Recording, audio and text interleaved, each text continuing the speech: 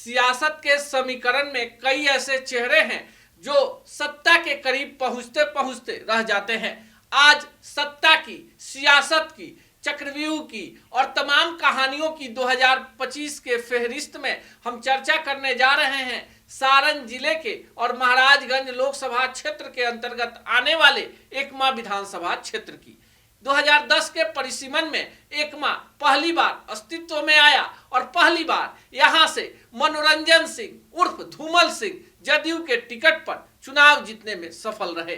पर धूमल सिंह ने 2010 में किसे हराया उसकी भी चर्चा कर लेते हैं। वो चेहरा था आरजेडी का प्रत्याशी कामेश्वर सिंह। इस चुनाव में मनोरंजन सिंह धूमल को 55,474 लोगों ने पसंद किया, जबकि कामेश्वर सिंह को आरजेडी प्रत्याशी के तौर पर 26,273 लोगों ने पसंद किया।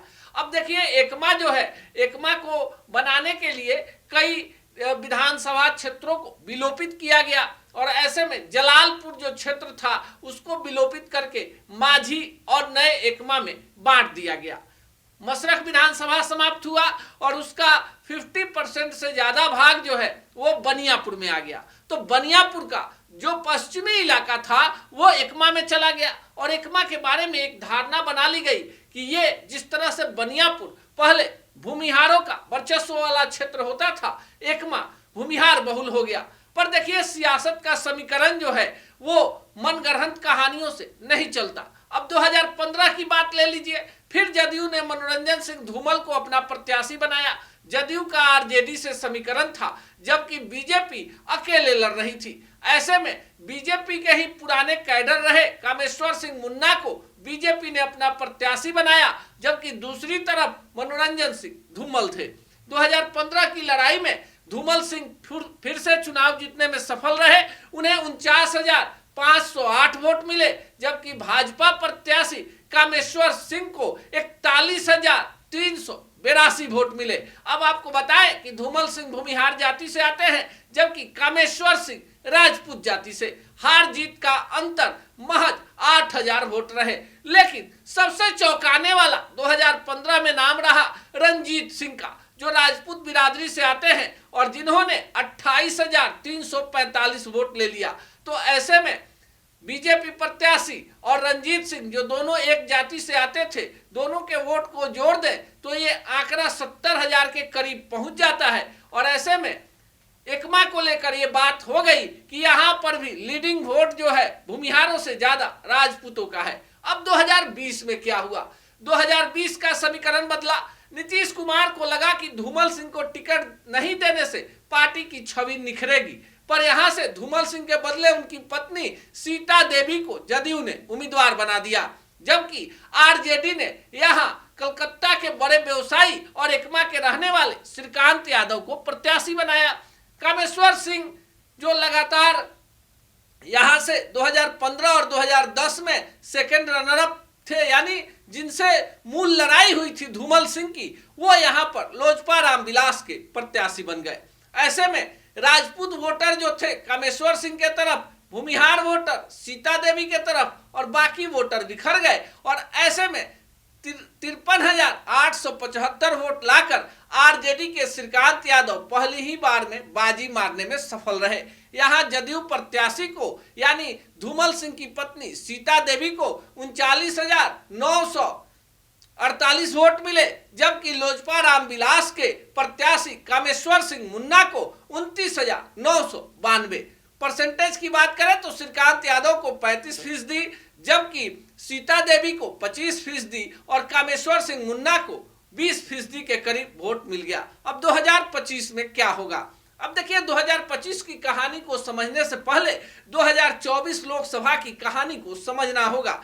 2024 में महाराजगंज लोकसभा क्षेत्र से प्रभुनाथ सिंह के बेटे रणधीर सिंह का टिकट आरजेडी ने काट दिया और ये सीट कांग्रेस को दे दी। हालांकि धूमल सिंह भी चुनाव लड़ना चाहते थे, सचिदानंद राय भी लड़ना चाहते थे, महाचंद्र सिंह भी लड़ना चाहते थे, तीनों भूमिहार बिरादरी से आते हैं। पर यहां टिकट तो मिल गया अखिलेश सिंह के बेटे आकाश सिंह को, लेकिन धूमल सिंह की जो भूमिका रही वो कहीं ना कहीं अब एकमा में चर्चा का विषय है। पहली बार अखिलेश सिंह का हेलीकॉप्टर धूमल सिंह के यहाँ आयोजित यज्ञ में उतरा और इससे एक बड़ा मैसेज क्षेत्र के लोगों के बीच में गया।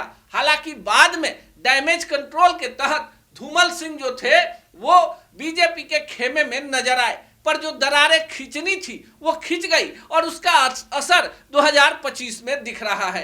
अब यहाँ पर लोजपा रामविलास के कामेश्वर सिंह मुन्ना और धूमल सिंह जो जदयू में है फिलहाल, दोनों के बीच टिकट को लेकर कांटे की टक्कर है। श्रीकांत यादव का टिकट कटेगा इसकी संभावना तो दूर दूर तक नहीं है, पर चर्चा है कि इसी विधानसभा क्षेत्र के रहने वाले भोजपुरी गायक खेसारी लाल यादव खुद के लिए या अपनी पत्नी के लिए आरजेडी के संपर्क में है, पर श्रीकांत यादव की लॉबी काफी मजबूत है। एनडीए में कामेश्वर सिंह राजपूत चेहरा है, जबकि सीता देवी या धूमल सिंह भूमिहार चेहरा है। धूमल सिंह पहले बनियापुर से चुनाव जीतते थे। नए परिसीमन के बाद 2010 और 2015 में धूमल सिंह एकमा से चुनाव जीतने में सफल रहे, पर 2020 में धूमल सिंह की पत्नी सीता देवी हारी, तो इसका कारण कामेश्वर सिंह मुन्ना के प्रति राजपूत वोटों का ध्रुवीकरण रहा। अब सियासत के समझदार ये बता रहे हैं कि एकमा का सियासी समीकरण बदल गया है। यहाँ पर भूमिहार और राजपूत वोटर दो गुटों में बटे हैं, जो एनडीए के नाम पर एकजुट होंगे ऐसा संभव नहीं दिखता। ऐसे में कामेश्वर सिंह मुन्ना का पलड़ा कहीं ना कहीं इस बार कमजोर नहीं दिख रहा। श्रीकांत यादव भी क्षेत्र में घूम रहे हैं और कई सारे चेहरे भी। यहां से जनसुराज ने भी इस बार एक मजबूत चेहरे को उतारने का मूड बना लिया है और उनकी भी सक्रियता क्षेत्र में देखी जा रही है।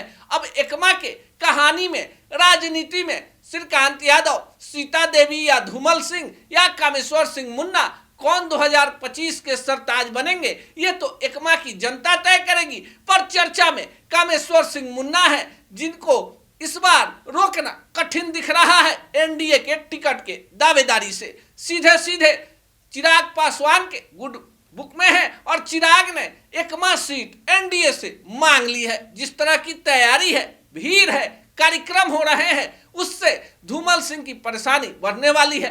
हालांकि धूमल सिंह का अपना वर्चस्व है, अपना राजनीतिक गणित है, लेकिन इस बार एकमा में सियासी समीकरण में जात ही सबके सर चढ़कर बोल रहा है। आपको क्या लगता है कमेंट बॉक्स में जरूर बताइए। सच टॉक का ये वीडियो आप लोगों को कैसा लगा कमेंट करके जरूर बताएं। साथ ही साथ अपने दोस्तों से शेयर करना इस वीडियो को ना भूलें और हमारा 25 लाख का परिवार फेसबुक पे है, फॉलो बटन पे क्लिक करके जो है आप उससे जुड़ सकते हैं।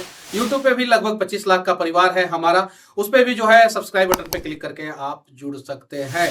साथ ही साथ इंस्टाग्राम और ट्विटर पे भी जो है आप फॉलो करना ना भूलें, तब जाके जो है आपको वीडियो का नोटिफिकेशन सबसे पहले मिलेगा। जय हिंद।